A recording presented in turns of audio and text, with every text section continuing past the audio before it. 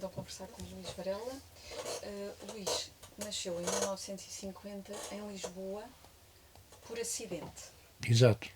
Sou da Nazaré. E foi aí também que começou a contactar com o teatro e a fazer. Como é que foi essa entrada no teatro? Os estudantes universitários, estou a falar-lhe do início dos anos 60, não é?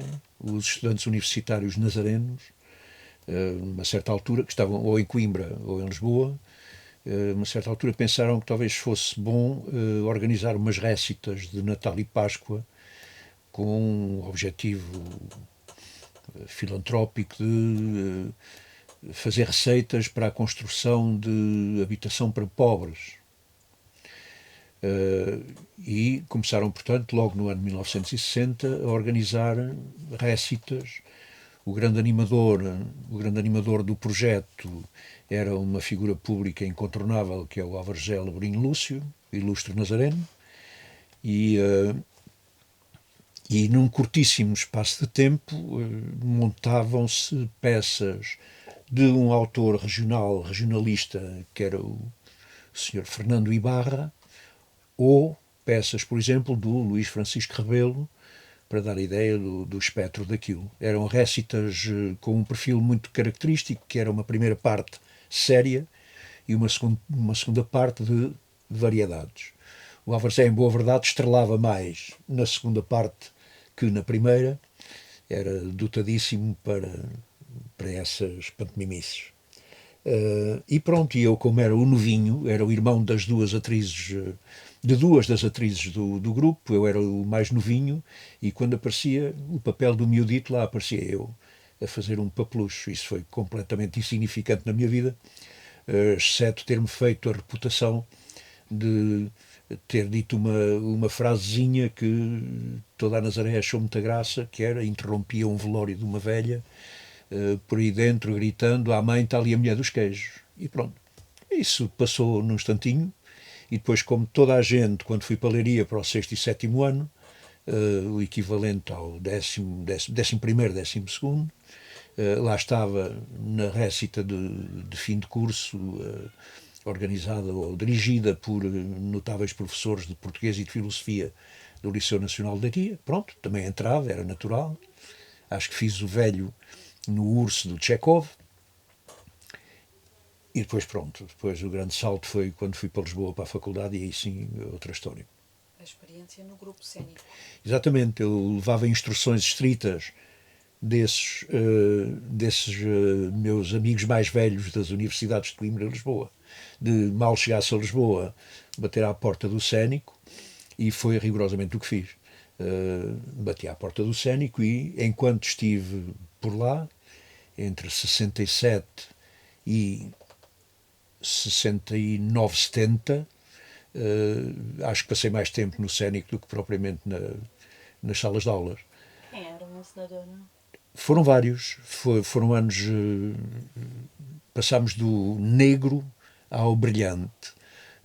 Trabalhámos sempre com gente notável. Primeiro o Fernando Guzmão, depois episodicamente o Luís de Lima, e quer quando trabalhámos com o Fernando Guzmão, quer quando trabalhámos com o Luís de Lima, todas as peças propostas à censura pelo Cénico de Direito, até a inocentíssima o Barbeiro de Sevilha, que o Luís de Lima queria muito fazer, tudo isso foi sistematicamente cortado pela censura. Felizmente, na fase de ensaios e não propriamente à beira da estreia, o que quer dizer que passámos ali 1 ano e meio, 2 anos a patinar, a não conseguir fazer nada. No último ano em que lá estive, a Gulbenkian pagou a vinda de um desconhecido encenador argentino que andava por Cuba na altura, penso eu, chamado Adolfo Gutkin. E foi com esse ilustre desconhecido que nós montámos um Volpone do Ben Jonson, que fez sucesso, fez mesmo sucesso. Demos uma série de récitas no Politeama, e pronto, e depois eu parei aí com o cénico, porque entretanto fui à França. fazer uma pequena estadia. O Gutkin era muito distinto dos anteriores encenadores? Ou... Já nos falaram várias vezes de um workshop do Gutkin depois, mais tarde, na Gulbenkian. Comparado com o Fernando Gusmão e com o Luís de Lima, ele só trazia novidades, não é?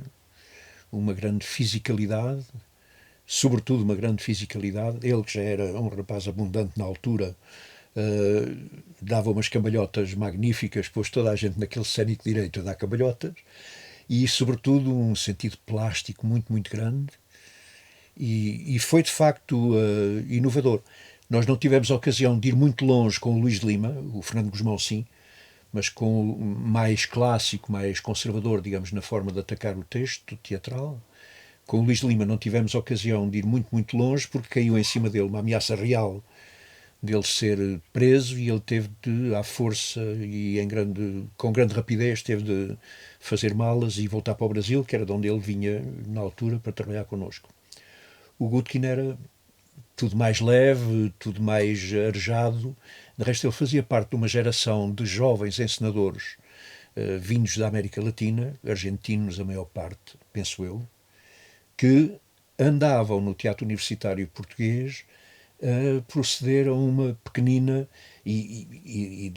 digamos, de expressão relativamente reduzida, porque ficava confinada ali no meio universitário, talvez com exceção de uma intervenção do Ricardo Salvat, que era catalão e que fez um Brest com o Citac, que andou por tudo o que pôde, até a polícia dizer que agora já chega.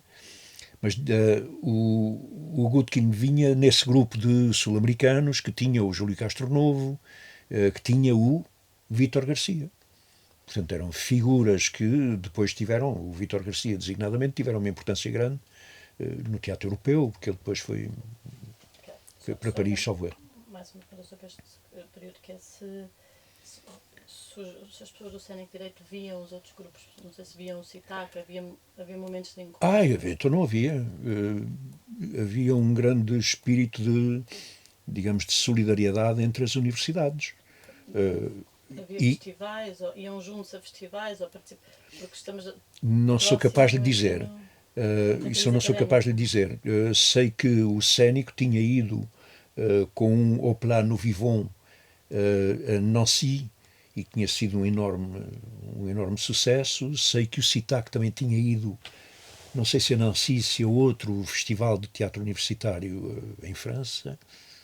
Mas a questão de vermos os espetáculos uns dos outros não quer dizer que fosse o ranchinho todo de Lisboa para Coimbra ver um espetáculo do Teu com um espetáculo do Citac, mas seguramente viam-se e não havia propriamente hostilidades ou rivalidades ou coisa assim. E alguma vez foi a Nancy, lembra? Nessa altura, com o cénico? Não estava lá ainda. Eu só entrei no cénico em 67 e essas coisas foram antes. O Opéra no Vivon foi a Nancy 1 ano ou 2 antes. Okay. Como é que o Luís pensou nesta experiência com a França? Como é que passou do cénico? Que ideias é que outros colegas possam ter dado, ou conversas que tiveram sobre a descentralização, o que se passava? A minha experiência de um inverno em França não tem nada diretamente a ver com qualquer projeto relacionado com o teatro no que a mim diz respeito. Eu fui para a França, fui para Paris naquele inverno, um pouco a ver se ficava lá de vez, na qualidade de refratário, ou se me ajeitava com aquilo, se me entendia com aquilo. Não fui com nenhum projeto teatral. Fui mesmo ver como é que era se 1 ano ou 2 depois tivesse que me ver confrontado com o não ir à tropa, não ir à guerra, para falar claro. Portanto, foi só isso. Foi um período relativamente curto e, ironicamente, vim mais cedo para poder ir à inspeção e não, portanto, não entrar numa situação de irregularidade em relação à tropa. Depois logo se veria. Portanto, esse inverno em Paris foi entre trabalhar e ver coisas, e ver teatro, e ler alguns livrinhos, e pronto. E foi aí foi aí que tropecei em 3 livrinhos, entre outros, que de alguma maneira não é que me marcaram, nunca se diz assim, penso eu, mas que me surpreenderam na altura e que me puseram antenas a funcionar em relação a isto do teatro. Lembro muito bem, eram 3 livrinhos que ainda aí andam, à parte de um que não aparece, que era a Compra do Latão, L'Achat du Cuivre, do Brecht, tinha acabado de sair, aquela coleçãozinha pequenina de L'Arche, dos Travaux, portanto era a Compra do Latão. Era um livrinho que também tinha acabado de sair nessa edição de bolso, que era a formação do ator do Stanislavski, com prefácio do Jean Vilar, e era um livrinho também, tinha para aí 1 ano ou 2 de ter sido publicado, que era o De la Tradition Théâtrale do Vilar. É de ter lido outras coisas, mas retive estes 3 como coisas que fui lendo e relendo com cuidado e atenção, tanto mais que L'Achat du Cuivre não era para mim, na altura, uma leitura óbvia, como podia ser simples a leitura do Vilar ou a leitura do Stanislavski. Não era óbvio decifrar aquela coisa tão complicada do Brecht. Mas foram 3 livros que na altura me bateram de alguma maneira. Como me bateu, também na altura, o Rolando Furioso, do Luca Ronconi, que tinha vindo a Paris e que foi apresentado nos Halles, onde agora está aquela coisa gigante dos Halles, ao lado do Centre Pompidou. Tinha sido apresentado nos pavilhões dos Halles, que já estavam despejados para se construir o que lá está agora no Châtelet, aquela coisa gigantesca do centro comercial. E esse Rolando Furioso, lembro-me que me marcou também profundamente. Nunca tinha visto nada parecido com aquilo. Isso por volta de 70, 71? Isto é em 70. Em 70. Isto é em 70. Marcou de que maneira? Consegue explicar cada uma das coisas? Cada um dos livros. Ou porquê cada um? Digamos que marcar, terá sido mais o livro do Brecht, porque me surpreendeu mais. Surpreendeu-me, isto é, apanhou-me mais desprevenido. E eu demorei tempo, andei muito tempo às voltas com esse livro para tentar compreender o que era aquilo de contrapor ao teatro o teatro, ou aquilo de haver um senhor que vem junto do teatro, que é mais ou menos digamos, o espírito da obra, vem junto do teatro e diz assim: eu de vocês quero tanto como poderia querer um negociante de metais de uma orquestra sinfónica. Eu não quero saber do que vocês tocam, não quero saber dos instrumentos. De vocês o que eu quero é o latão, e com isso fazer uma coisa diferente. E isso, pronto, marcou-me, porque não é desestabilizou, mas retirou-me de um certo conforto em relação a um entendimento do teatro que para mim era relativamente tranquilo, até porque não deixava entusiasmar por aí além pelas coisas grotowskianas que já começavam a aparecer, e portanto foi dessa maneira. O Vilar, de certo modo, vinha dar, como é que eu ia dizer, vinha dar uma expressão mais elaborada e 1000 vezes mais aprofundada a uma ideia que eu ia fazendo para mim de que para que é que serve o teatro. E isso sim.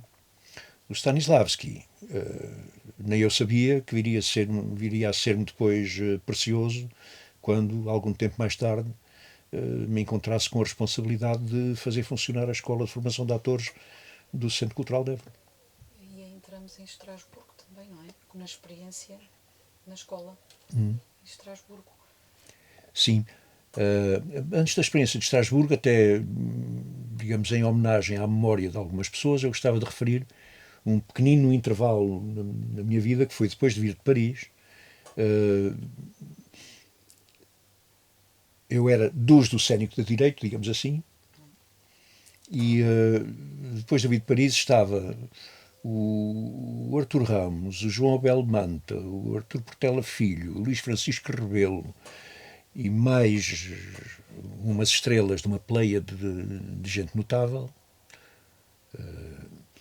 estavam a lançar um projeto de fazer um teatro de qualidade dentro, digamos, do aparelho no sentido Brecht, dentro do sistema, digamos assim, do sistema teatral, tal como ele existia. Queriam fazer uma companhia em que os princípios programáticos eram o rigor e a qualidade do texto. O rigor no trabalho e a qualidade do texto. Fizeram uma companhia que se chamou Grupo de Ação Teatral, que se instalou no Teatro Vilaré. E como faziam algumas peças de grande elenco, digamos com elencos volumosos, para além de terem, digamos, atores chevronnés, como se diz numa língua bárbara,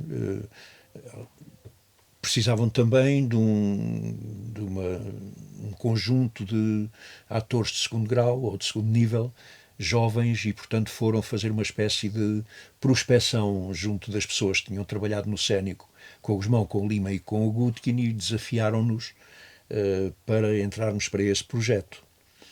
E lá entramos, entre outros, o Melim Teixeira, o Luís... Lucas? Não, o Luís que esteve também desde sempre no Grupo 4 com o João Lourenço, eu já vos digo o nome dele, que vergonha. Lá estavam no meio um grande grupo, seríamos para aí uns 6, vindos diretamente do Cénico Direito para ali. E fizemos alguns espetáculos com algum êxito. Estou a lembrar-me, depois da queda do Miller, estou a lembrar-me do Processo do Kafka, estou a lembrar-me da Capital, uma adaptação feita pelo Portela Filho e pelo Arthur, do romance do Essa. E tudo isso teve um certo êxito. O Teatro Vilaré enchia-se. E foi enquanto estava no Grupo de Ação Teatral que me candidatei a uma bolsa da Fundação para ir, aí sim, não havia dúvida, diga. Gulbenkian. Da Gulbenkian, sim.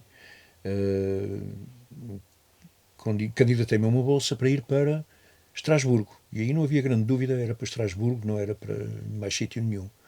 Porque em Paris tinha tido uma noção do que era a oferta de formação teatral em França, e não iria ser outra coisa que não fosse Estrasburgo, por razões que lá chegaremos, penso eu. Entretanto, imagino que seria direito. Oh, desculpe lá, Sim. era o Pestana. Eu ficava chateado se não me lembrasse do meu amigo Luís Pestana. Desculpe. Não, era só para perceber a relação com o curso imagino que de direito, não? Sim. Elaborou A gente esse naquela curso. altura ia para a universidade, tínhamos que ir para a universidade, não é? Portanto, a questão era saber se ias para letras ou se ias para ciências, se ias para Coimbra ou se ias para Lisboa. Eu queria ir para Lisboa, não queria ir para ciências. O que estava ali mesmo a jeito era o curso de Direito. E não é mais do que isso. Não, senhor, nem pouco mais ou menos. Cheguei ao 3º ano e... Depois de Estrasburgo. Quando estava no GAT, candidatei-me a uma bolsa. Sorte das sortes, tive a bolsa. Sorte das sortes, em Estrasburgo acolheram-me sem dificuldade. Estava em Estrasburgo na altura o Mário Barradas, de quem iremos falar adiante muitas vezes de certeza. Estava em Estrasburgo o Mário Barradas, que tentou, a mando, digamos assim, ou a pedido da direção da escola, lá tentou perceber quem era o menino que se candidatava à escola. Lá contactou o Mário com a Glicínia Quartim, que era minha colega do Grupo de Ação Teatral. A Glicínia Quartim lá lhe terá dito, perguntou-me de resto o que é que eu lhe devia dizer a ele. E lá terá dito que eu era boa pessoa e que não era tontinho. E pronto, e fui para a escola do TNS. Como toda a gente estrangeira, o primeiro ano foi como auditor, e só no 2º ano e depois no 3º é que tinha o estatuto de aluno. Perdão? Formação. Qual era a formação que Uh, faziam? a escola do TNS não aceitava no curso de atores quem não fosse natural da língua francesa. Portanto, nunca iria para o curso de atores. E eu não queria ir para o curso de atores, eu queria mesmo ir para o curso que me encaminhasse no sentido da encenação. A escola do TNS tinha inaugurado, no ano anterior à minha entrada, e eu sabia, tinha inaugurado uma perspectiva de formação, porque antes tinham formação de atores, cenógrafos e regisseur. Regisseur no sentido mais técnico da palavra. Não é o regisseur alemão, é o regisseur francês, é o regisseur que controla, domina, percebe das técnicas do teatro. Portanto, eram as 3 formações que propunha. Com o Pierre-Etienne Eman, desde o ano anterior à minha chegada lá, ele tinha lançado como que uma espécie de nova experiência pedagógica, que era formar regisseur mettant en scène. Isto é, abrir a possibilidade para quem fosse para o curso de Régie de criar um campo de trabalho e de experimentação para ir no sentido da encenação. Ouro sobre azul, era o que eu queria e foi por aí que fui. Pierre Etienne vai posteriormente colaborar muito convosco aqui. Mais tarde sim. O Pierre Etienne Eman, que foi durante, salvo erro, 3 anos, duvidem sempre, é um bocado aproximativo sempre, o do ser 3 ou ser 4, mas que foi provavelmente durante 3 anos diretor da escola. Viria depois, além de ser um querido amigo pessoal, veio depois, a nosso convite, já no Centro Cultural de Évora, fazer uma ou outra encenação, e depois foram-se somando as encenações e trabalhou mais do que 3 vezes aqui com o Centro Cultural de Évora e depois com o Centro Dramático de Évora. E a relação com o Mário Barradas em Estrasburgo? Ou seja, depois com esse encontro. É um encontro muito feliz. O Mário estava no seu 3º ano de estadia em Estrasburgo, quando eu lá cheguei para o meu 1º ano de escola. É só fazer. Em Estrasburgo, O que é que ele fazia? Sim. Inicialmente fazia uma formação, um aperfeiçoamento da sua já longa não direi, mas da sua já muito consistente carreira de encenador amador no Teatro de Amadores de Lourenço Marques e no Teatro dos Estudantes da Universidade de Moçambique, no Teumo. Ia para Estrasburgo. Ele era advogado em Lourenço Marques, creio que saberão, não é? E ao mesmo tempo que era advogado fazia esta sua atividade com o Talme, sobretudo com o Talme. Alguém da Fundação viu trabalhos dele no Talme e lhe lançou o desafio: Mário, você se calhar devia era largar isso do direito e começar a pensar a sério em dedicar-se só ao teatro. E logo ali terá arranjado meio de o Mário ter uma bolsa para ir para Estrasburgo. Isto para ele equivalia a fazer um corte na vida dele, ou uma pausa na vida dele, e ofereceu-se 3 anos em Estrasburgo para ler mais, ver mais, aprender mais, etc. Só que enfim, o nível de formação prévia e o nível de formação presente do Mário era de tal ordem que no seu 3º ano de escola a direção da escola disse-lhe mais ou menos isto: se calhar é melhor deixar essa coisa de ser aluno, ou deixar essa coisa de ir já para Portugal, porque na altura propunham-lhe 2 anos de formação, digamos assim, e você, se pode ficar mais um ano, fica, mas fica como docente da escola. E o Mário Barradas, no ano em que eu cheguei, era professor da escola. Foi uma influência muito grande e muito positiva, claro. Ele dava o quê? Era no âmbito daquela experiência pedagógica de Pierre-Etienne Eman e de outros, em que o Mário estava, fazia tudo. Fazia tudo, quer dizer, ou melhor, fazia tudo, não é bem isso. Seguramente não fazia carpintaria, mas fazia um trabalho de articulação entre dramaturgia e encenação muito intenso, e o Mário trabalhava nesses domínios, dirigia trabalhos dos alunos, naturalmente. Foi dirigido por ele, Não, porque eu não era ator. mas como ensinador. Por acaso, no primeiro ano e durante o primeiro trimestre, propunham-nos não, impunham-nos fazermos alguns trabalhos de treino do ator, desde os exercícios de improvisação até a esgrima, o judo, a voz, mas era mesmo só para nos, digamos, esfregarmos com essas realidades. A partir do segundo semestre, não. Começámos a trabalhar nas disciplinas específicas, nós, os alunos de Régie e Mise-en-Scène, nas disciplinas específicas da Régie, e não tínhamos nada que fazer trabalho de interpretação. E estava a pensar se ainda havia aqui, de algum modo, os ecos do Maio de 68, ou no caso de Portugal, da crise académica, não é? Estamos do período pré-25 de Abril. Portanto, como é que atravessa este período, Sr. Ótimo? Eu, quando cheguei a Estrasburgo em 71,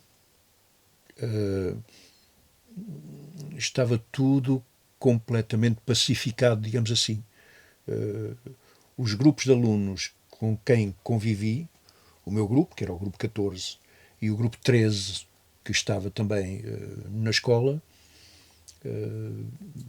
digamos, eu não via marcas de nada que se parecesse com os anos da grande rebelião de 1968. Já o Mário terá vivido em 69 e em 70 um ambiente mais vivo, mas se calhar até mais do que eu percebi, mais na companhia do que propriamente na escola. Mas estou a falar um bocado conjeturando, porque quando eu lá cheguei havia muita militância política, havia entre os alunos e entre o pessoal da companhia, havia muita militância política, mas isso não contaminava, penso eu, para o bem e para o mal, não contaminava o trabalho na escola.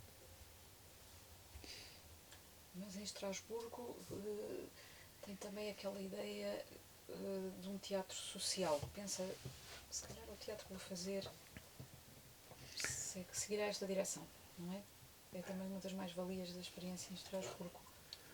Pois, ir para Estrasburgo e não ir para, ou melhor, escolher ir para Estrasburgo e escolher, por exemplo, não ir para Paris, pondo de lado agora a eventual dificuldade em entrar em alguma escola em Paris, exceto talvez La Rue Blanche, ir para Estrasburgo era claramente optar por uma escola que tinha as suas raízes na descentralização teatral e que, portanto, tinha, digamos, linhas programáticas de fundo muito claras. Era não fazer um certo número de coisas a favor de fazer outras coisas. E era uma escola, nessa medida, orientada. Se formava atores para irem trabalhar na descentralização teatral, orientava-se mais no sentido do que poderia ser as linhas quer de repertório, quer de, chamemos assim, de deontologia profissional, mais pelos lados de Jacques Copeau, Jean Villard, e não tanto, agora sim, já em 71, em pleno fulgor, e não tanto as coisas, por um lado, no plano do repertório, as coisas do teatro do absurdo, por exemplo, ou pelo lado digamos, das técnicas e das estéticas teatrais, pelo lado dos Grotowski e outros semelhantes, não é? Portanto, era uma escola em que era claro que a formação que se fazia ali tinha em vista fornecer quadros para a descentralização teatral francesa, que ela própria tinha uma espécie de filosofia, digamos assim, quer em relação aos repertórios, quer em relação à missão cívica e cultural, bastante definidas. E nessa altura o termo descentralização é já um termo-chave? Absolutamente. Depois da Segunda Guerra Mundial, logo a seguir à Segunda Guerra Mundial, era Malraux ministro da Cultura, uma funcionária do Ministério muito em particular, chamada Jeanne Laurent, pilotou, levou a peito, assumiu que era absolutamente necessário quebrar. Isto depois são tudo coisas que nós vamos dizer em Portugal umas décadas mais tarde. Mas era quebrar a macrocefalia teatral francesa. Havia muitas companhias em França,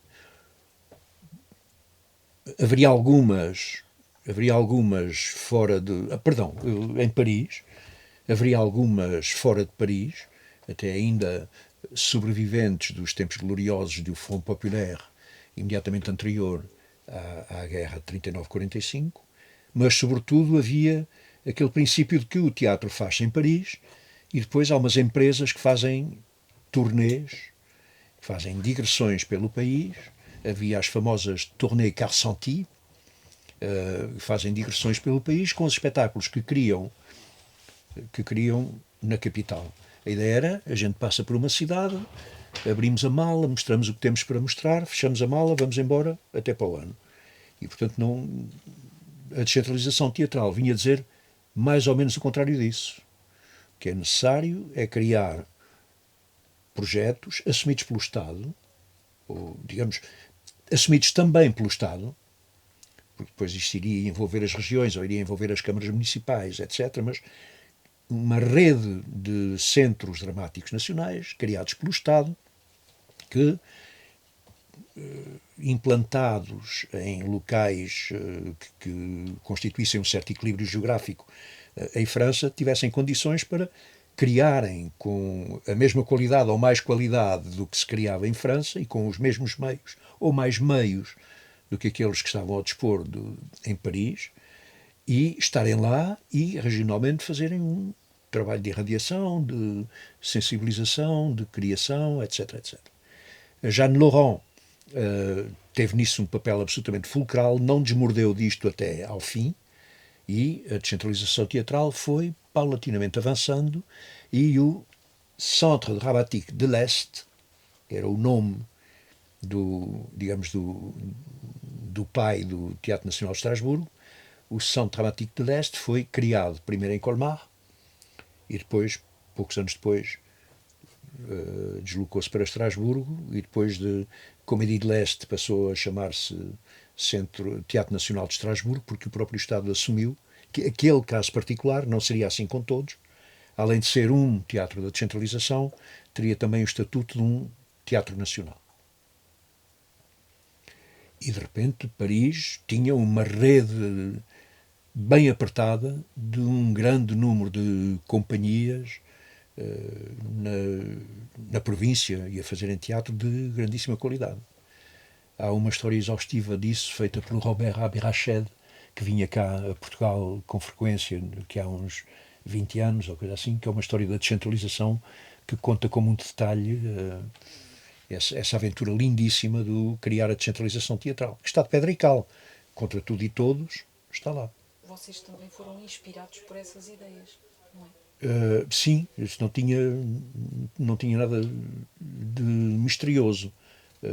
O Mário Barradas, mais do que qualquer um de nós outros, digo os colaboradores do Mário, porque o ascendente era indiscutível.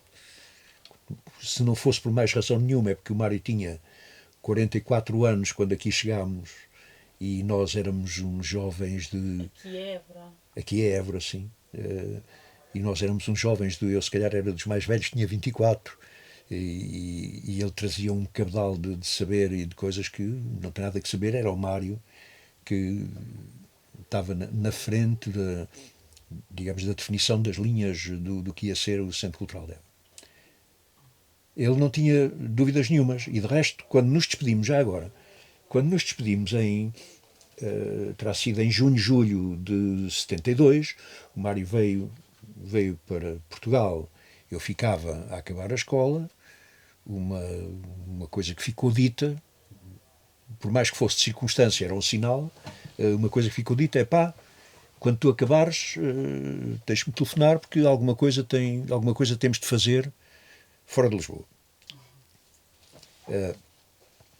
E pronto, quando ele veio nestes anos 72, 73 ocupar-se da reforma, no que diz respeito ao conservatório, ocupar-se da reforma do ensino artístico, Chamado por Madalena a Perdigão. reforma Perdigão. Veio ocupar-se disso, mas veio também entrar nos bonecreiros, que já existiam, entrar nos bonecreiros e fazer 1, 2, 3 espetáculos que foram absolutamente de ruptura e emblemáticos. O maior deles, digamos o mais emblemático deles, conhecem a história, a grande imprecação do Tancred Dorst, que foi feito no estrangeiro, digamos assim, foi feito na Embaixada da Alemanha, onde a polícia não podia entrar para proibir as representações. Já cá estava, assistiu a esse período, ou seja, esse período inicial dos bonecreiros, em que também temos lá está como ponto central o Beta, não é? Do Kurt Meyer-Klassen. Não sei se conheceu o Kurt Meyer-Klassen. Não, sei a importância enorme que ele teve, porque foi ele que lançou o desafio ao Mário de fazer o Dorst e de assumir a responsabilidade, digamos, diplomática e política, de certo modo, não é? A responsabilidade diplomática de fazer as representações em território neutro. Mas não o conheci, não. E a ideia dos bonecreiros, o Mário Barradas alguma vez lhe falou também nisso? Ou seja, como é que o Mário Barradas vai parar aos bonecreiros? Conjetura, nada certo. O Mário estava no conservatório, o Mário estava a engendrar a reforma do ensino e falava com pessoas que ele conhecia. Ele conhecia muito bem a Fernanda Alves e as ideias que ele tinha sobre o teatro de alguma maneira terão sensibilizado. Eu digo particularmente a Fernanda porque eram particularmente amigos, né? Terá sensibilizado alguém dentro dos bonecreiros e ele trazia, digamos, uma carteira razoável de espetáculos prontos, não é prontos a servir, mas bem trabalhados, bem preparados, e terá proposto, eu penso que a primeira foi um rosante para aí. Não sei se o primeiro não foi um rosante. Aqui pensar numa outra coisa, nós entrevistámos recentemente o João Mota e pronto, a influência de outra pessoa em França por essa altura, que é o Peter Brook. Não sei até que ponto é que o Mário ou na escola de Estrasburgo, até que ponto é que chegavam os ecos também dessa influência? Simplificando muito, o Brook correspondia muito aos interesses do João, não nos entusiasmava, não entusiasmava o Mário e não nos entusiasmava. Atenção, no âmbito do trabalho da reforma, o Mário não impediu o convite feito ao Brook para vir intervir no conservatório e até depois enviar seus outros colaboradores para dirigirem trabalhos dentro do conservatório. Mas não era tanto o Brook e o notável trabalho que ele tinha feito em Stratford, não era isso que nos entusiasmava particularmente. O que nos entusiasmava muito mais era tudo o que tinha a ver com a tradição francesa da descentralização e do antes da descentralização, porque eu refiro sempre Copeau como uma das referências do trabalho do Mário e depois do nosso aqui. Depois o Mário vem para Évora, mas não escolheu logo Évora. Foi ver um conjunto de outras localidades potencialmente interessadas para fazer um projeto de descentralização, não é? Eu imagino que o Mário, logo que se deu o 25 de Abril, não deu tréguas aos quadros do Ministério da Comunicação Social e à Direção-Geral da Educação Popular e Espetáculos, se era assim que se chamava. Era o engenheiro Vasco Pinto que dirigia esse departamento. Ele não deu tréguas em relação à necessidade de implementar o mais depressa possível a descentralização teatral. Agora vou andar em paralelo com a história do Certo. Luís e a do Mário. Vá lá. A experiência dos bonecreiros e a dada altura dá-se o 25 de Abril, não é? Portanto, onde é que está o Mário Barradas e onde é que está o Luís quando o 25 de Abril ocorre? Pronto, esta é a primeira questão. Eu estou deitado na minha caminha do 5 de la Rue des Frères, em Estrasburgo, quando me batem à porta a dizer está-se a passar qualquer coisa, e desta vez parece que é a sério, lá no teu país. Eu estava em Estrasburgo e de resto fiquei em Estrasburgo até julho. O Mário, se não estou em erro, estava a encenar outra coisa qualquer e começou muito depressa Com os a bonecreiros. encenar, sim, com os bonecreiros, e começou muito depressa a encenar a Noites de Guerra no Museu do Prado, que foi, salvo erro, o último trabalho que ele fez com os bonecreiros. Outra dúvida que é se participam nas campanhas de dinamização cultural, ou seja, se a relação com depois o que vai ser uma descentralização se tem a ver com uma experiência de itinerância e de participação nas campanhas de dinamização cultural e no rebuliço todo que há também com o serviço cívico a seguir à Revolução. Nós estávamos muito focados na consolidação do projeto de descentralização teatral aqui em Évora. Deixa-me voltar um bocadinho atrás. Durante julho, agosto, por aí, o Mário Barradas, juntamente com o Norberto Ávila, o dramaturgo recentemente falecido, Norberto Ávila, calcorrearam, e com o beneplácito da Direção-Geral dos Espetáculos, ou da Cultura Popular e Espetáculos, calcorrearam o país a ver em que cidade seria mais adequado ou haveria melhores condições para criar a primeira unidade da descentralização teatral. Eu vou dizendo teatral até a coisa depois se transformar um bocado e começar-se a falar de descentralização cultural, que é outro assunto. Andaram por aí, tinham em vista que poderia ser qualquer coisa entre Braga, Coimbra, Viseu e Évora. Tinham em vista que podia ser qualquer coisa por aí. De resto, há um documento do Norberto Ávila que propõe mesmo isso, com estes nomes, à sua hierarquia lá no Ministério. Havia a possibilidade andavam a ver em qual destes sítios, eventualmente, porque poderiam descobrir um quinto sítio e estaria tudo bem. Em qualquer destes sítios se criaria o primeiro teatro de descentralização teatral. Por um conjunto de circunstâncias, a mais importante de todas foi a enorme generosidade do Presidente da Comissão Administrativa da Câmara Municipal de Évora na altura, porque não havia presidentes de Câmara, o arquiteto Bagulho, que, grosso modo, disse ao Mário Barradas: está aqui a chave do Teatro Garcia de Rezende, façam o que vos apetecer. E depois era tudo o resto. O teatro é uma máquina das máquinas mais perfeitas, máquina teatral, das mais perfeitas que há em Portugal, de uma certa, digamos, de um certo estilo de construção. É uma máquina notável.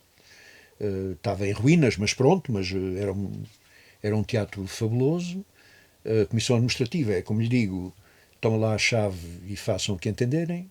O arquiteto Bagulho está ligado ao SAL também, ou não? Esteve, e esteve ligado aos católicos progressistas e essa coisa, é esse arquiteto Bagulho. É isso.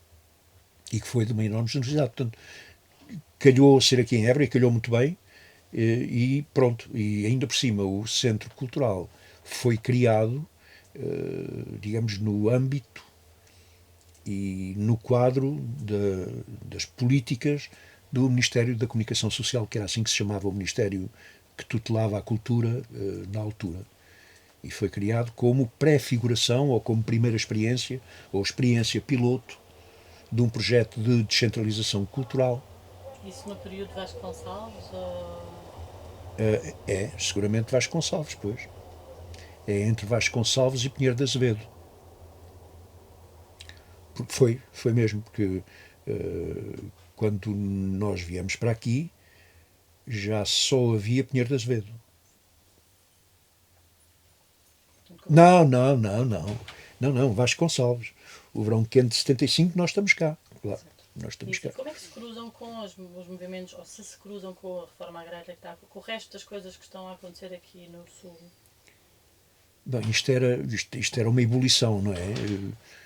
Portugal estava todo a mexer, e esta região, com as tradições todas de luta antifascista que tinha e de lutas dos operários agrícolas, porque isto não foi inventado, isto vem de décadas e décadas e décadas. Isto aqui era um caldeirão, não é? Era um caldeirão felicíssimo, era um caldeirão rejubilante de alegria, era um tempo fantástico, não é? E não foi preciso fazer nada de particular para a reforma agrária ser o contexto, digamos assim, da nossa produção. Não era preciso fazer nada, era só olhar para a realidade que ali estava. Este tipo de coisas, iam fazer teatro às cooperativas, apoiar, trocavam materiais, assim mais concretamente, como é que... No que diz respeito ao contexto aqui, aconteceu-nos de tudo. Digamos que o nosso primeiro, como é que eu ia dizer, o nosso primeiro interlocutor para a irradiação da criação, porque a criação fazia-se no Teatro Garcia de Rezende, não é? A criação fazia-se aqui. A irradiação fazia-se num esforço de mobilizar as câmaras municipais, os conselhos, as autarquias, as mobilizar para nos solicitarem espetáculos, nos comprarem espetáculos. Comprarem ou não, pouca importância tinha na altura, mas solicitarem espetáculos e permitirem a itinerância neste primeiro perímetro. E depois, com o avanço da reforma agrária, muitas e muitas vezes, o perímetro alargou-se para além do que seria a sede dos 14 concelhos do distrito de Évora e dos 12 ou 13 concelhos do distrito de Beja, por exemplo, e passou a ser também as próprias UCPs e cooperativas. Portanto, muitos espetáculos, muitas representações foram feitas nos celeiros de UCPs e cooperativas. Em articulação com quem? Com as direções das cooperativas, com as câmaras municipais. Isto era tudo uma fusão muito, muito grande. Mas aconteceu muitas vezes fazermos espetáculos, designadamente o Dorst, que depois foi retomado pelo Fernando Moura Ramos e que eu gosto muito de referir. O Dorst, montado pelo Fernando Moura Ramos, andou por tudo o que foi celeiros da reforma agrária com um sucesso extraordinário. Eu refiro esta peça em particular porque não é óbvio à partida que, quer pela forma, quer mesmo pela própria temática, fosse à partida um espetáculo de êxito garantido. Foi. Tem fotos e registros filmados disso? Fotos de situações de presença nesses lugares. Sim. Eu não tenho. Eu serei de todas as pessoas do Centro Cultural de Évora e depois do Sendrev que menos saíram do teatro. Eu montava espetáculos, eu ensinava espetáculos, mas pouco saía com eles. Nunca trabalhei como ator, exceto no primeiríssimo espetáculo, que foi uma coisa montada pelo Richard de Marcy, a noite do 28 de setembro. Entrei aí como ator, de resto nunca mais entrei como ator, e como era responsável da escola e ocasionalmente encenador, enfim, digamos na rotação dos trabalhos de encenação, era muito difícil a mim andar na digressão, ao contrário de outros camaradas meus que têm riquíssimas experiências dos espetáculos em meio rural. Esta história que eu contei antes, com esta primeira prospecção do Norberto Ávila e do Mário, digamos com a tutela do Ministério, era claramente para criar uma unidade de criação, de produção e de animação cultural que o Estado assumiria como uma política sua de descentralização. E quando se chegou à constituição do Centro Cultural de Évora, foi possível o próprio Ministério lavrar um despacho, 23 de janeiro de 1975, lavrar um despacho em que define o que é o Centro Cultural de Évora, o que é que tem como objetivos e nomeia como seu diretor um quadro qualificado que se chama Mário de Melo dos Santos Barradas e que será o diretor desta coisa que funciona no âmbito do Ministério da Comunicação Social e na perspectiva agora sou incapaz de referir exatamente os termos, mas se me deixarem ir ali a uma cábula, posso... Sim. Então diz mais ou menos assim: com vista à prossecução de uma política de descentralização cultural e na medida em que esta política pode ser grandemente dinamizada pela ação de centros culturais regionais e irradiantes, é criado o Centro Cultural de Évora no âmbito e sob a dependência da Direção-Geral da Cultura Popular e Espetáculos do Ministério da Comunicação Social. A criação urgente deste primeiro centro cultural, ditada pela necessidade da realização de experiências imediatas neste campo, não prejudica a sua futura integração no quadro da Lei Orgânica do Ministério da Comunicação Social, atualmente em preparação. Para dirigir o Centro Cultural de Évora, que se regerá por estatutos próprios oportunamente aprovados, é nomeado por proposta do Diretor-Geral da Cultura Popular e Espetáculos o licenciado Mário de Melo dos Santos Barradas, técnico especialista de reconhecida competência, o qual oferirá o vencimento de etc, etc. O Ministério da Comunicação Social, o Secretário de Estado da Comunicação Social, Guilherme Jorge da Conceição e Silva. Então, criava-se o Centro Cultural de Évora.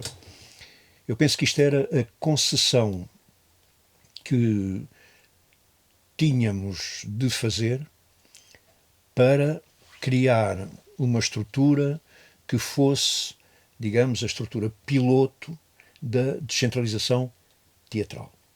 Não há aqui equívoco nisto que eu estou a dizer. Cria-se o Centro Cultural de Évora e nós na convicção de que estava ali o germen de um primeiro centro dramático nacional. E, de facto, o Centro Cultural de Évora, à parte mil outras intervenções em mil outros domínios da intervenção cultural que teve de fazer, porque a cidade de Évora, como as cidades todas deste país, não tinham malha cultural nenhuma a seguir ao 25 de Abril.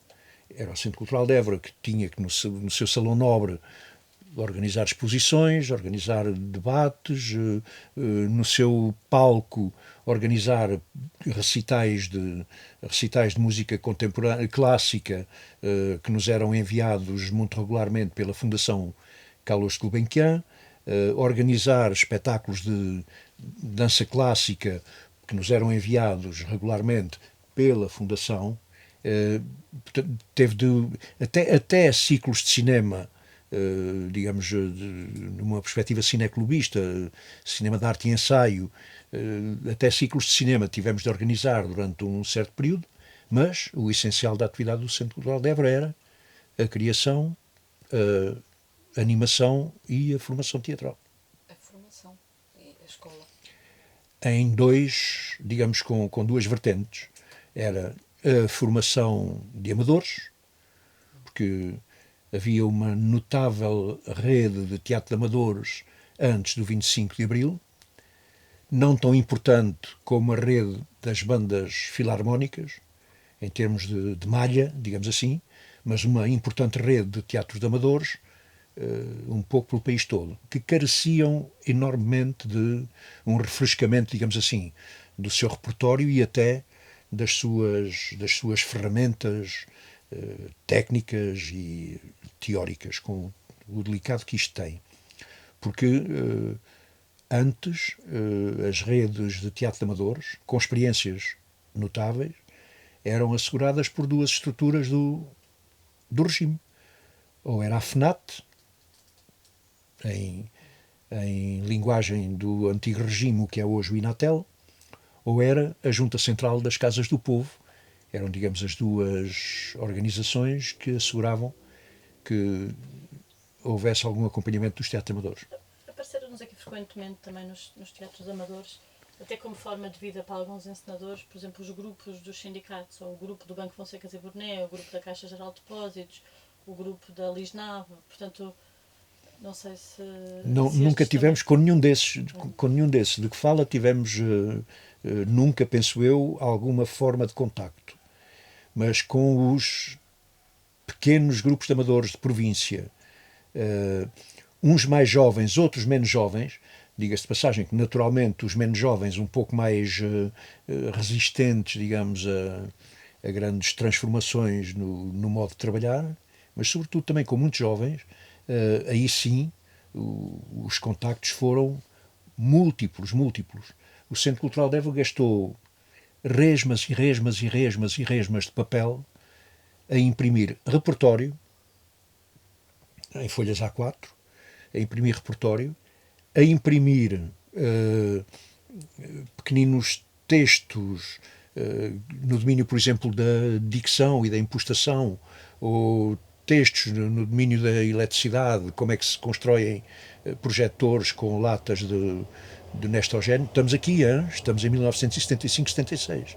Como é que se constroem projetores com latinhas do leite em pó dos bebés, ou como é que se constroem estrados de madeira para se constituir ali rapidamente um palcozinho. E o Centro Cultural de Évora gastou muito.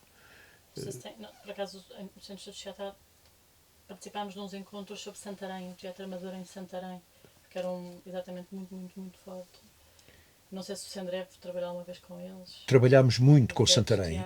Trabalhámos muito com Santarém, Cartacho, porque nós íamos muitas vezes a pedido do FAOJ, que era o Fundo de Apoio às Organizações Juvenis, muitas vezes íamos fazer pequenas formações de 4 fins de semana, intensivos, mas de 4 fins de semana, por exemplo, a Santarém. E lá tínhamos grupos da Chamusca, do Cartacho, de Santarém e amigos que ficaram para muito tempo nessa área. Íamos parar a Espinho, de repente dávamos connosco em Espinho a fazer uma formação desse tipo. E quando a coisa assumia assim uma dimensão maior, eram os animadores dessas zonas todas do país que se deslocavam a Évora e faziam aqui uma formação mais ou menos longa como atores animadores, digamos assim, sempre com esta perspectiva de ator-animador.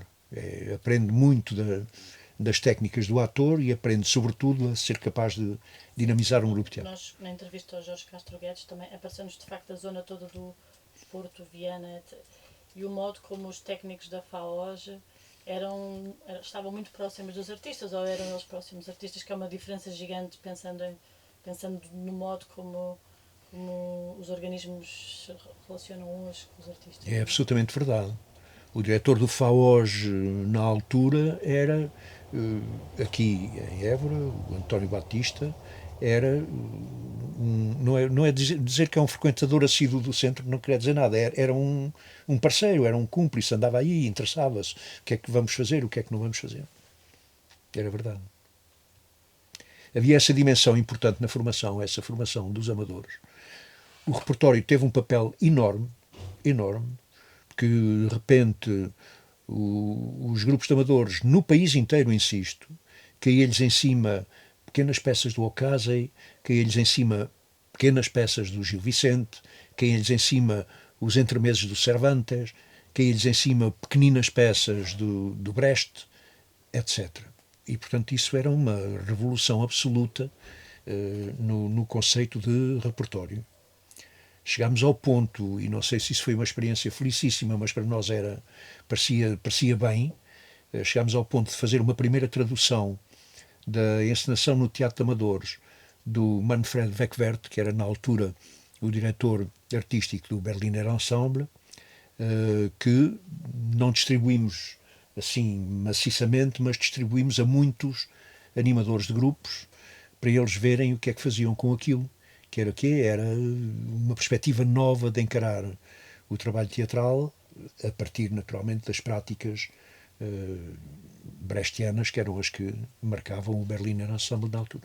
Por vezes olha para o teatro universitário, mas também para o teatro amador, como, isto é terrível o que eu vou dizer, mas como os atores não são pagos, muitas vezes alguns encenadores fazem experiências com elencos muito numerosos e fazem algumas experiências cênicas que são totalmente impossíveis noutro sítio, porque nunca teriam tanta gente, etc. Não sei se, ou seja, o teatro de amadores funcionou como um momento também de renovação estética ou de experimentação estética?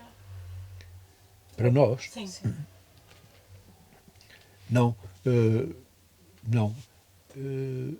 Nós, quando precisámos de fazer produções mais vastas, de maior elenco, procurámos sempre coproduções com outras companhias. Digamos, o exemplo mais claro.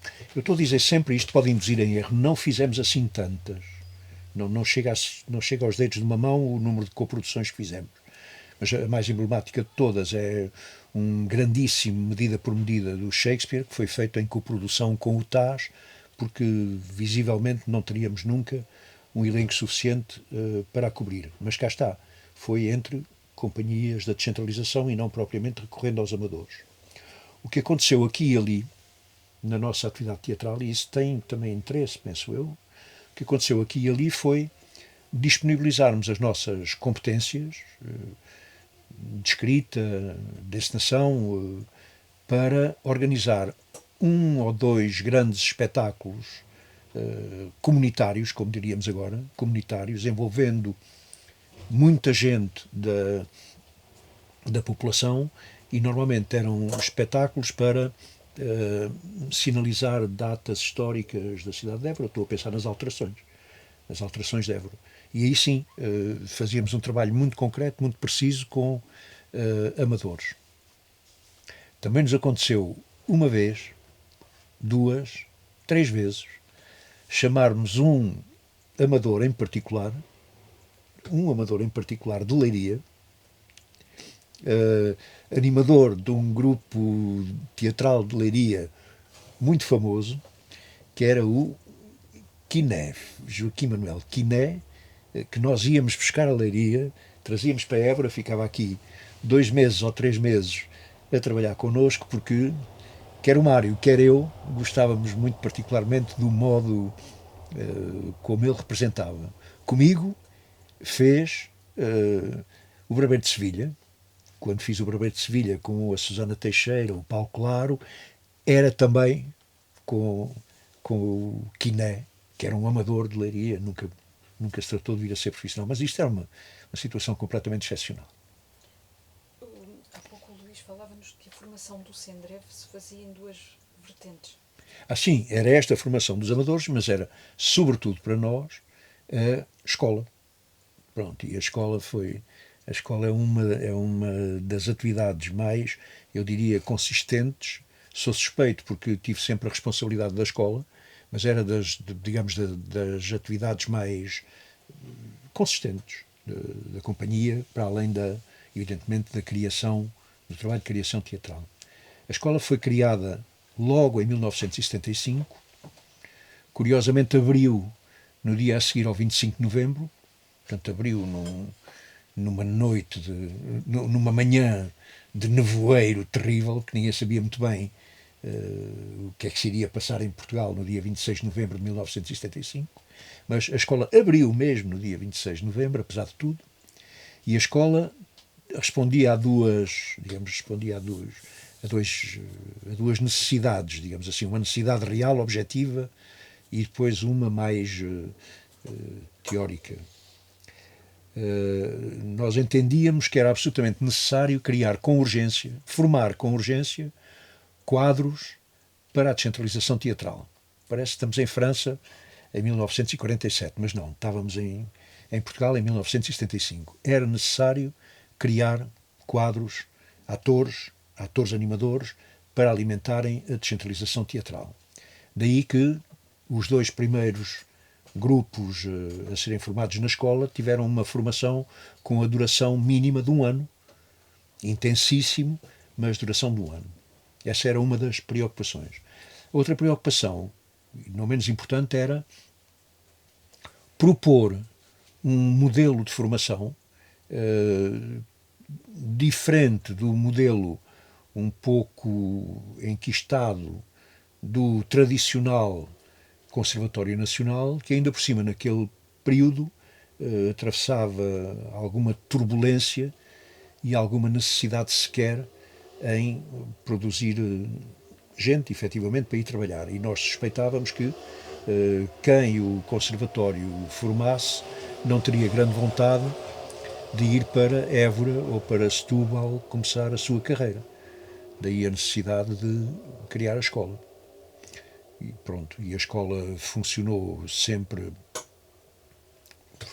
funcionou continuamente até, salvo erro, 1999, ou coisa que lhe valha, e sempre a produzir, a formar quadros, e com o andar dos tempos, uns quadros mais para a descentralização, e depois, com o andar dos tempos, quadros também para irem para Lisboa, para as companhias mais, com maior visibilidade, e depois também formou, a partir de uma certa altura, jovens a quem apeteceu depois irem fazer as escolas superiores, irem fazer, não são muitos, mas alguns alunos da escola saíram daqui depois de terem acabado para irem fazer a ESMAI ou para irem fazer a Escola Superior de Teatro e Cinema. Porque a escola é.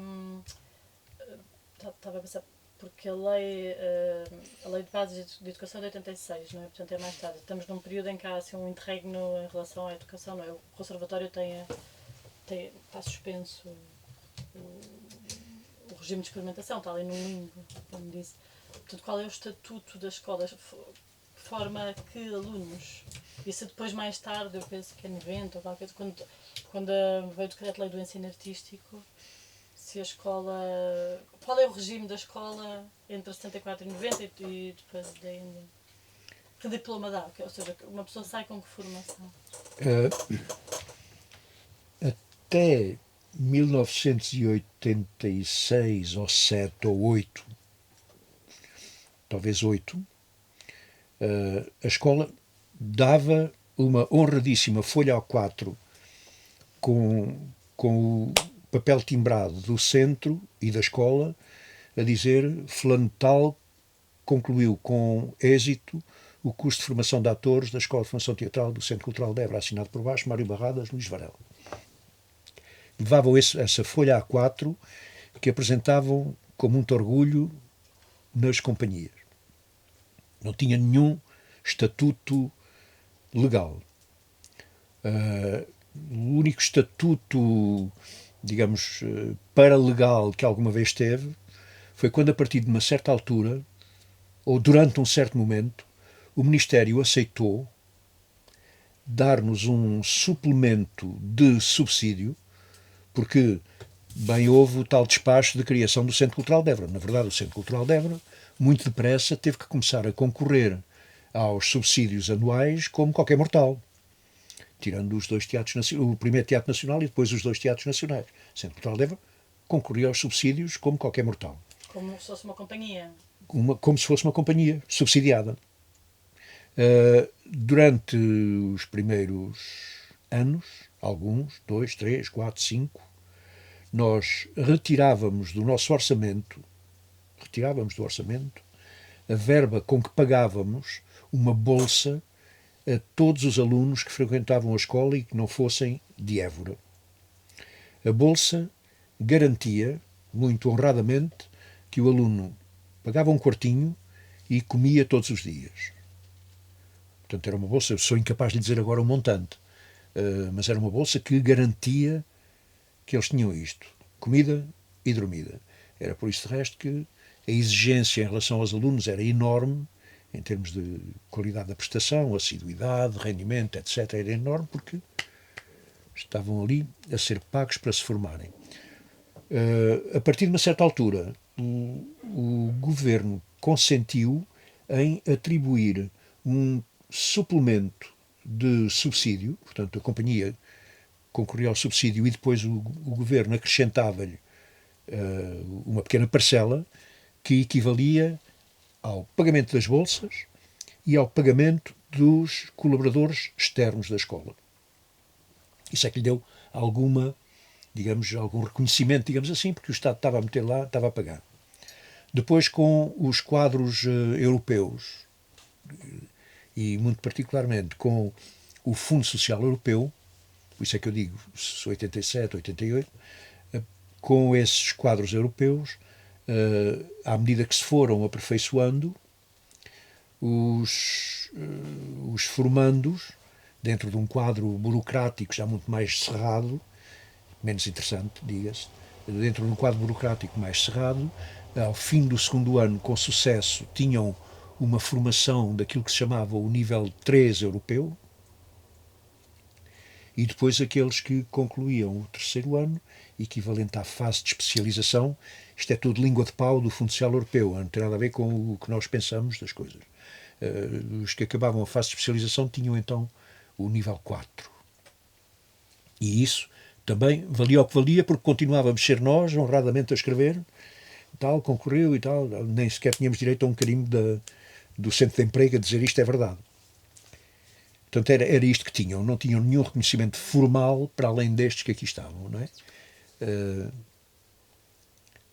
Depois, quando se formou, quando se criaram os inicialmente chamados ensinos artísticos na Universidade de Évora, isso coincidiu já com um período de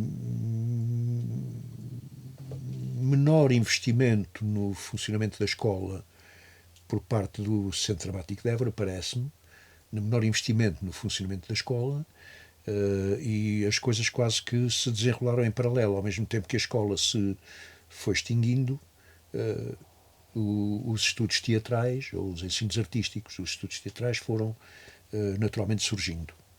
Nunca se substituiu uma coisa à outra.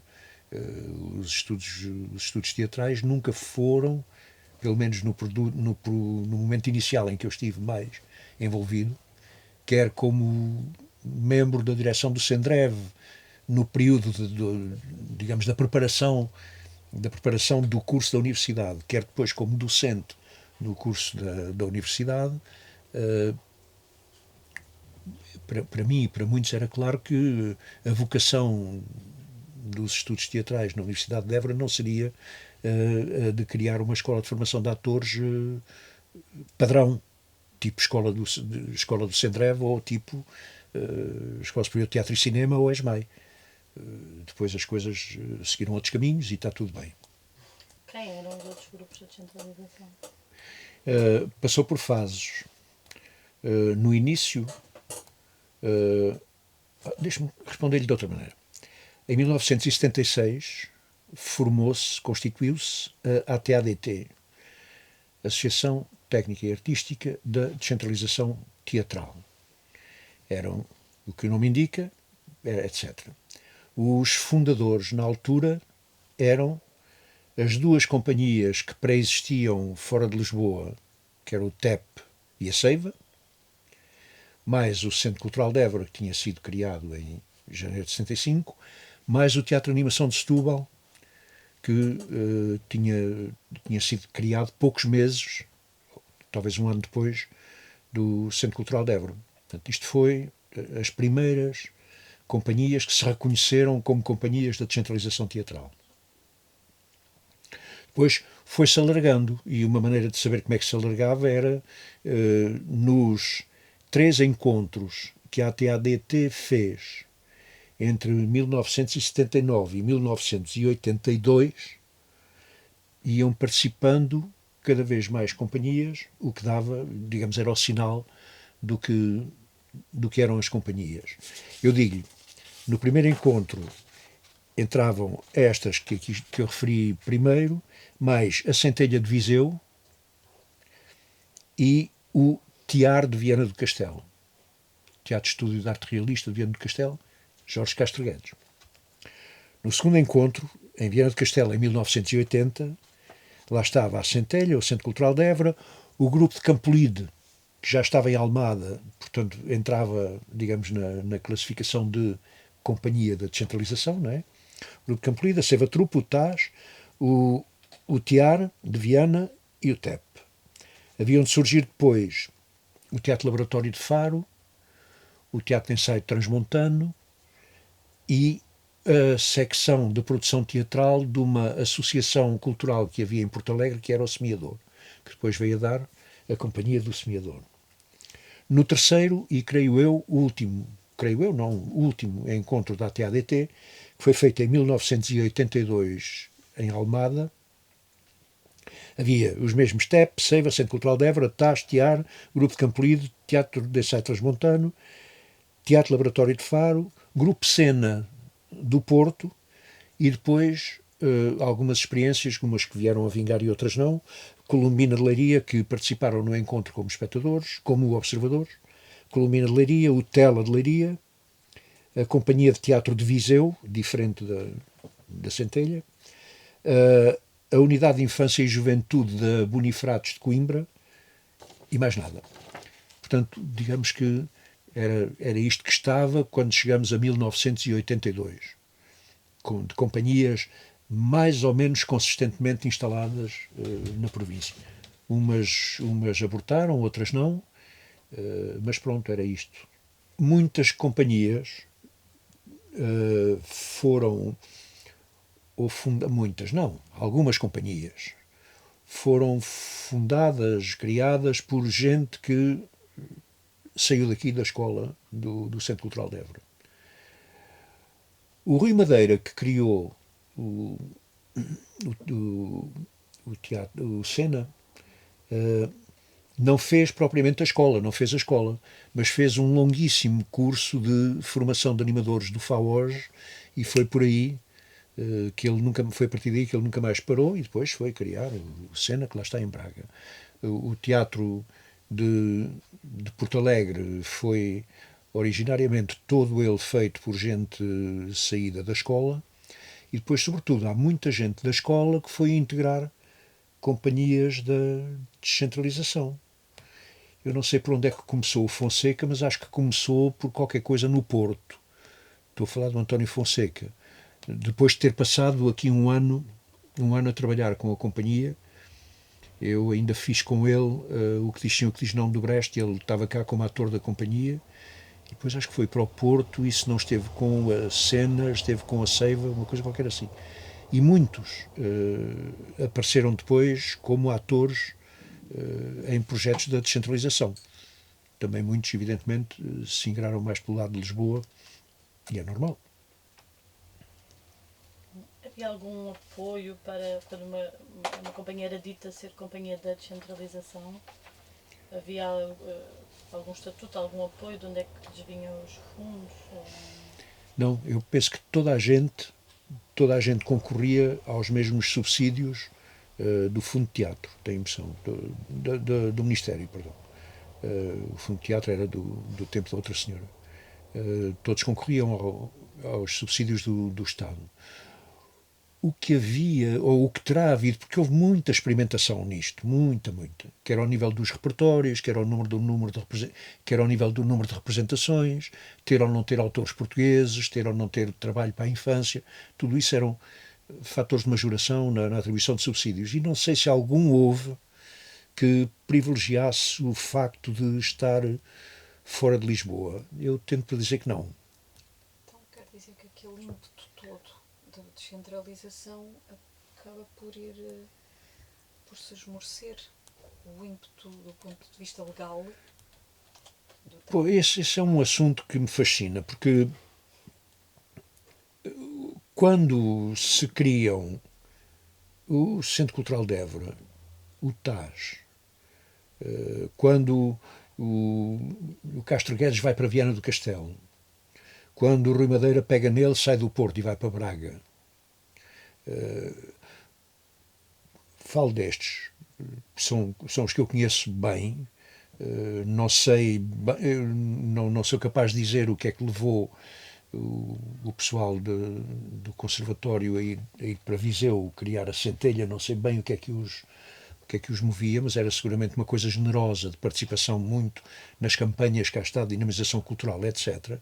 Mas estas companhias que aqui estavam, o TAS, a companhia, o Bonite, deslocar-se de Lisboa e ir deliberadamente para a Almada, um pouco à imagem do que também em França era os grandes centros dramáticos da banlieue rouge de Paris. Isto era na perspectiva de que, se os deuses quisessem, talvez o Estado acabasse por fazer uma lei quadro da atividade teatral, pela qual o Mário Barradas se batia desde 1975, em que desse forma legal, explícita, aos centros dramáticos nacionais. Não tinham que estar todos na descentralização, mas a descentralização far-se-ia com base na criação de alguns centros dramáticos nacionais feitos a partir de estruturas instaladas na província, já a funcionarem com uma certa estabilidade. Eu acredito que até meados dos anos 80 acreditou-se que isso seria possível, ou melhor, que havia que bater-se por isso. Daí, por exemplo, a pujança da ATADT, que era ouvida pelo Ministério sobre todos os dossiês que tinham a ver com a atribuição de subsídios, etc, etc. Depois houve um momento a partir do qual os poderes todos, inclusive os poderes teatrais, foram tratando de fazer esmorecer junto do decisor a ideia de avançar com a descentralização, e de facto nunca houve lei-quadro e nunca houve nenhum enquadramento, lei-quadro para a atividade teatral toda, e nunca houve um enquadramento legal particular para as companhias da descentralização. Portanto, o projeto programático da descentralização teatral, pouco a pouco, foi, como diz, esmorecendo. Hoje subsistem, e ainda bem, companhias a trabalhar na província. Isto corre a favor, sobretudo, das populações. Há companhias instaladas na província a produzirem com regularidade, e isso é ótimo para as populações que estão fora de Lisboa. O que não há meio de haver, e é, pelo menos provisoriamente, é bom desesperar disso, é um quadro claro, um quadro legislativo, um quadro organizativo da atividade teatral em Portugal, que tivesse aquilo que o Mário gostava muito de chamar os teatros nacionais, os teatros subsidiados e o setor intermédio da responsabilidade mista do governo e das autarquias, das regiões, do que fosse, das universidades, porque não onde isso fosse verificável, numa estrutura muito plástica, que houvesse esse setor intermédio de responsabilidade pública do Estado Central e também de quem ao nível local ou regional pudesse intervir. Neste momento isso está completamente fora da equação. Ao mesmo tempo que eu penso que se vê a partir da altura a emergência de conversas sobre uma eventual rede de cineteatros. Exatamente. E que eu penso, mas não tenho a certeza, que também tem a ver com o declínio de alguns equipamentos, justamente cineteatros pelo país, etc. Não sei de que modo é que o discurso da descentralização, qual é a relação entre o discurso da descentralização e o discurso da rede de cineteatros? Sem ser ou uma coisa ou a outra, eu tenho a impressão que a rede dos cineteatros contrapõe-se à rede da descentralização. Sem ser uma coisa ou a outra. A rede dos cineteatros diz o quê? Tomem lá teatros, que são dirigidos por um senhor que pode ser engenheiro. Tomem lá teatros, organizem programação, de preferência até com a itinerância de companhias de prestígio vindas da capital, mas não só. Tomem lá esses edifícios, esses equipamentos e deem-lhes vida. Impecável, é bem-vindo, é sempre bom. Veja-se Évora, tem hoje mais oferta cultural desde que está integrado na rede dos cineteatros do que tinha antes de estar integrado na rede dos cineteatros, porque só a Câmara sozinha não teria capacidade para pagar a quantidade de iniciativas culturais que aqui acontecem. Mas isso não digo que se faça a prejuízo da atividade teatral, mas eu gostaria muito que em Évora houvesse um grandíssimo centro dramático nacional a ocupar o Teatro Garcia de Rezende e que houvesse um outro equipamento mais modernaço, mais bem equipado, etc., um outro equipamento que integrasse também da Câmara, que integrasse a rede dos cineteatros e que beneficiasse dessa coisa boa que é o programa da rede dos cineteatros. Mas eu penso que uma coisa corre, de certo modo, em desfavor da outra. Quanto mais rede de cineteatros, menos discurso sobre a descentralização teatral. Mas tudo bem, antes disso do que nada. Uma vez foi-me dito pelo Orlando Worm que ele, na opinião dele, o declínio da rede de cineteatros tinha a ver com o declínio da revista, ou seja, à medida que o Parque Mayer ia esmorecendo, os sítios por onde o Parque Mayer costumava apresentar as suas coisas iam ficando decadentes. E, em opinião dele, era o fim do modo de produção ainda mais antigo do que uma série de experiências de teatro dos anos 70, etc. Portanto, de certa maneira, na opinião dele, a revitalização da rede de cineteatros vinha do declínio da tal rede que era de um outro tipo de teatro, que era o da revista. Eu não sei. Portanto, o que eu acho interessante aqui é que se cruzam vários modos de produção, não é? Por um lado, o declínio desta antiga revista, desse género comercial, mas muito enraizado na sociedade, não é? Por outro lado, esta vontade de centralização, esta vontade de um teatro novo. E por outro lado, a seguir, a revitalização. Não sei se isto faz sentido, isto é mais para comentar. Se alguma vez se cruzaram com esse declínio da revista, por exemplo. A revista nunca aqui entrou desde que nós aqui chegámos. O teatro comercial, designadamente de produtores importantes como o Vasco Morgado, ainda o Vasco Morgado pai, nunca aqui entrou desde que nós aqui nos instalámos. E se terá havido, em algum momento do início, a experiência de ver se nós estaríamos dispostos a acolher, por exemplo, produções Vasco Morgado, eu lembro que na altura respondemos não senhor, não, nós temos a nossa programação, as nossas escolhas e o nosso critério em relação ao que é o teatro de qualidade e, portanto, não. Antes, aqui Évora recebia talvez 2 vezes por ano um espetáculo vindo de Lisboa, talvez um deles fosse uma revista e talvez um outro deles fosse uma coisa do Vasco Morgado e uma terceira talvez fosse uma eventual digressão do Teatro Nacional. Talvez. De resto não acontecia rigorosamente nada. E isto valia para as cidades capital distrito, porque depois a partir daí era tudo mais complicado.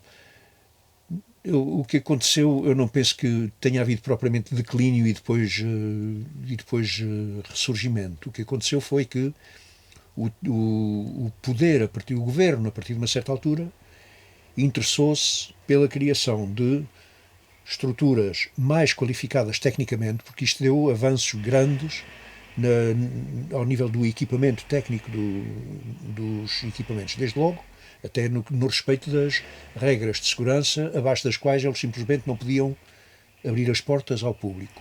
Eu penso que o que aconteceu foi que o Estado, a partir de uma certa altura, achou que era interessante criar a tal rede de equipamentos bem apetrechados para dar vazão à produção artística que se faz nas grandes metrópoles, por um lado, e por outro lado, suprir uma outra dimensão do problema, que é não há meio de se instalar com caráter de permanência e regularidade estruturas de criação e de animação fora de Lisboa. E, portanto, uma maneira de contrariar isso é voltar atrás ao sistema do vamos fazer, mas é digressão. Também não é nada de novo, também é uma coisa que já estava inventada, que é aquela diferença entre os centros dramáticos, em França outra vez, entre os centros dramáticos nacionais e a Scène Nationale, que é basicamente isso. Outra pergunta que é sobre a questão da revitalização das tradições populares, nomeadamente no caso do Sandré, para nos falar um bocadinho da relação com os bonecos de Santo Aleixo. Sim. Quero falar dos bonecos de Santo Aleixo. Conjugaram-se duas circunstâncias. Havia uma emergência, digamos assim, de intervenção, de salvamento dos bonecos de Santo Aleixo. O mestre Talhinhas, que era o dono dos bonecos, e a família entre aspas, que é o conjunto dos manipuladores que trabalhavam com ele, não tanto entre aspas assim, porque a mulher dele durante muito tempo esteve a trabalhar na família. O mestre Talhinhas estava decidido a começar a vender à peça, ao desbarato, a colecionadores, as peças do seu retábulo, porque ia parar a sua atividade. Quer falar-nos um bocadinho quem é o mestre Talhinhas e qual é que era a sua atividade? O mestre Talhinhas é o dono dos bonecos de Santo Aleixo, no ano de 1980 e pouco, quando nós recuperamos os bonecos. O mestre Talhinhas, que normalmente fazia digressão no Alentejo, particularmente no inverno, fazia digressão no Alentejo com os seus bonecos, andava de aldeia em aldeia a fazer espetáculos e que muitas vezes depois descambavam em baile e também era giro. A segunda parte do espetáculo era mais para a ramboia. Ele, pronto, ia desistir daquela atividade e, portanto, ia vender os seus bonecos ao desbarato. Não sei quem foi, sou incapaz de dizer, porque devia saber, mas não me lembro. Não sei quem foi que alertou que, atenção, alguma coisa tem de ser feita. Eu ia jurar que foi de novo Norberto Ávila que deu o clique para dizer, ups, alguma coisa tem que ser feita aqui. E depois tudo correu maravilhosamente. Havia na altura uma forma de organização aí do poder autárquico, que era as juntas distritais, que era uma espécie de organismo, pronto, umas juntas distritais, né? Havia a junta distrital que tinha algum dinheiro, havia o governo que estava interessado e nós estávamos dispostos a sermos os protagonistas da recuperação. E aí é que eu digo que conjugaram-se duas coisas curiosas. É que talvez um ano antes, ou nem sequer, um ano antes de se pôr o problema de resgatar os bonecos de Santaleixo, ou da salvaguarda dos bonecos de Santaleixo, talvez um ano antes disso, eu tinha estado em Istambul num dos congressos do Instituto Internacional do Teatro e no qual uma tarde inteira se debateu como é que as formas de expressão teatral populares podem e devem integrar os planos de formação das escolas de teatro. Isto, de facto, é as coincidências, pronto. E isso trabalhou nas nossas cabeças e às tantas nós dissemos, não é tarde nem é cedo, nós não temos a possibilidade de pôr os nossos atores da companhia a assumirem a recuperação do repertório dos bonecos, porque não somos tão numerosos assim e temos compromissos. Temos a direção, temos a criação, temos a produção, não podemos pôr os atores da companhia a fazer a recuperação dos bonecos, mas podemos pôr os alunos da escola a fazerem pelo menos a primeira fase da recuperação dos bonecos. E foi o que aconteceu. A Junta Distrital comprou o retábulo todo e, inclusive, e confiou ao Centro Cultural de Évora, para o Centro Cultural de Évora assumir a responsabilidade da sua recuperação e, inclusive, até dispensou algum dinheirito para assegurar as viagens do mestre Talhinhas, de Borba para cá, quando vinha trabalhar diretamente com os alunos. E a recolha fez-se assim, de tal modo que a primeira apresentação pública dos bonecos de Santaleixo, já recuperados, foi feita por um grupo de alunos da Escola de Formação Teatral no âmbito da sua formação. Depois, esse grupo de alunos foi à vida dele, 2 ou 3 dos membros desse grupo de alunos ficaram na companhia, ficariam sempre, mas ficaram em grande parte também para assegurar o funcionamento dos bonecos, portanto fizeram-se atores de palco da companhia, mas também com a tarefa de prosseguir o trabalho de recuperação dos bonecos, e depois foi-se acrescentando gente e os bonecos transitaram suavemente e naturalmente da escola para a companhia do Sendreve. E houve mais alguma tentativa de mapeamento de tradições teatrais populares aqui do Alentejo? Ou como é que havia a partir do Montemor sobre a cerâmica e as construções locais? Eu não sei se houve uma coisa do género em relação às tradições teatrais.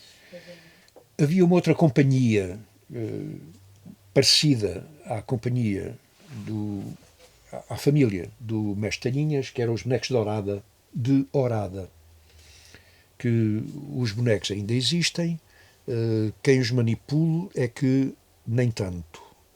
Mas sei que há esforços que estão a ser feitos fora do âmbito do trabalho do Centro Dramático de Évora, mas há esforços que estão a ser feitos para recuperar os bonecos de Orada, ao mesmo tempo que o próprio Centro Dramático de Évora também está muito empenhado em encontrar formas de perpetuação, digamos assim, de transmissão do repertório dos bonecos. Há uma forma de teatro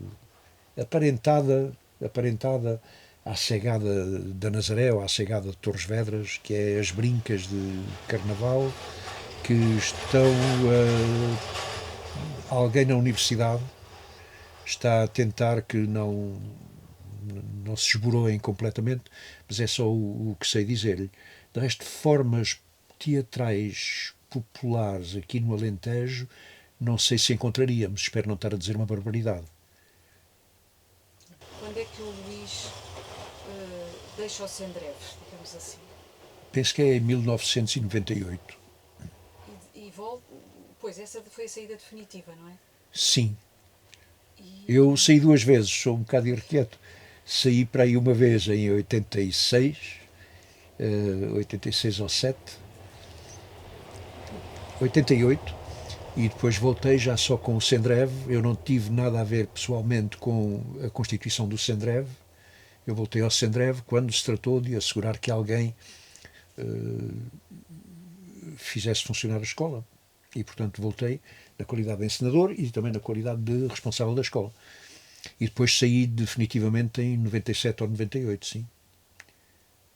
E continuou a colaborar aqui na região com estruturas teatrais? Uns anos depois ainda montei aqui um espetáculo que me deu um gozo enorme, um espetáculo, uma peça magnífica, sinistra e magnífica do Bond, que é o crime do século XXI, que fiz aqui em, salvo erro, 2005, mas foi a última coisa que fiz com o Centro Dramático de Évora.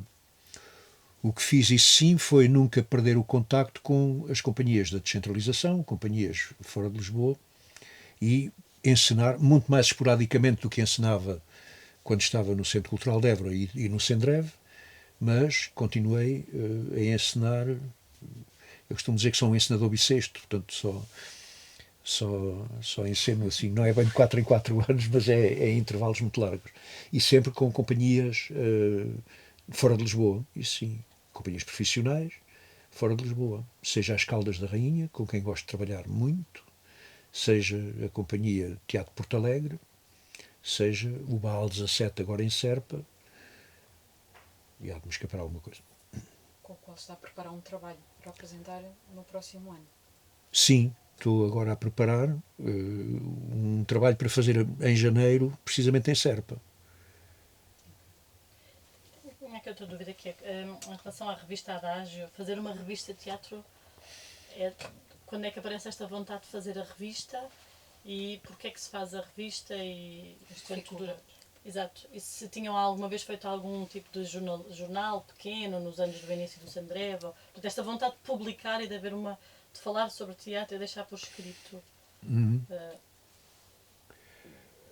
Quando se constituiu o Sendreve, foi em anos ricos, foi em anos fastos. Pedro Santana Lopes era secretário de Estado da Cultura e existia muito na ideia de relançar a atividade cultural e teatral com assento inclusive na província. O Centro Dramático de Évora constituiu-se, sabem, a partir de um período de algum declínio da Companhia do Centro Cultural de Évora.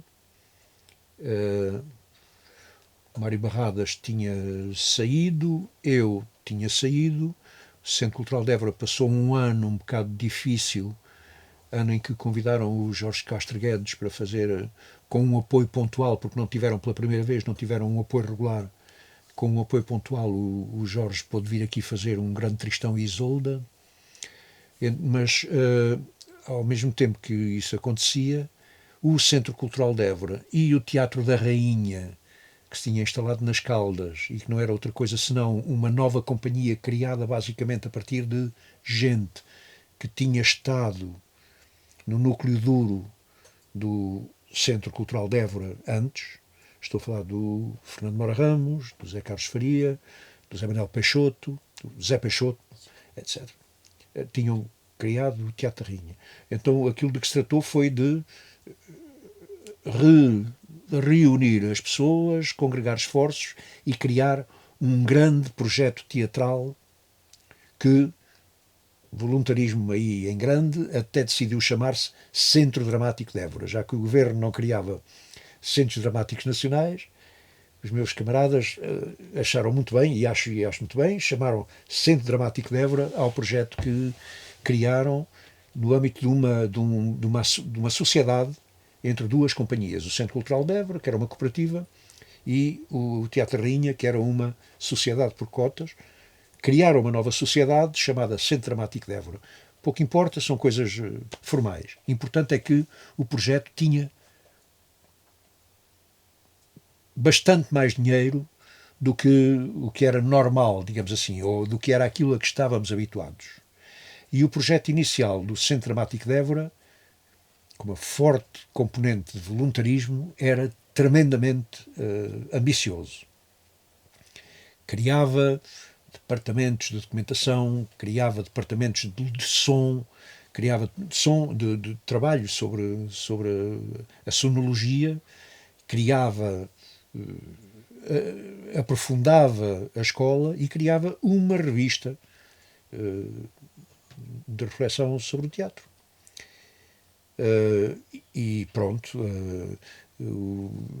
convidou-se para diretor e coordenador da revista alguém que não fazia parte inicialmente do projeto do Centro Dramático de Évora. A revista saía inicialmente com uma regularidade, salvo erro, de 3 meses e teve uma grande regularidade de publicação durante muito tempo. Deu sempre prejuízo, sabemos do que estamos a falar todos aqui, não é? Deu sempre prejuízo e nem sempre foi fácil mantê-la, os números foram se espaçando e até que por fim se extinguiu, mas ainda dá uma bela prateleira, ainda dá. Foi importante porque coincidiu, isso foi uma vantagem enorme. Como o Sendrev teve um certo desafogo financeiro durante poucos anos, mas teve, acolhíamos aqui muita gente da Europa e isso permitia-nos fazer aquelas entrevistas que são sempre muito oportunas, não é? E fazer números muito interessantes e muito curiosos, quanto mais não fosse com aqueles grandes criadores que estavam aqui de passagem. Estou a lembrar-me de um só, mas que foi fascinante, foi a conversa com o Yuri Lyubimov, do Taganka de Moscovo, uma conversa notável, não é? E depois assim como se criou, esmoreceu, não sei em que ano, sei que quando fizemos o centenário do Chekhov, já não existia, mas quando fizemos não existia ainda, quando fizemos o centenário do Brecht também existia. Portanto, durou para aí uns 25 anos ou mais. Sim, eu ainda me lembro. Eu ainda me lembro da Aveiro. Deixa-me só dizer mais uma coisinha.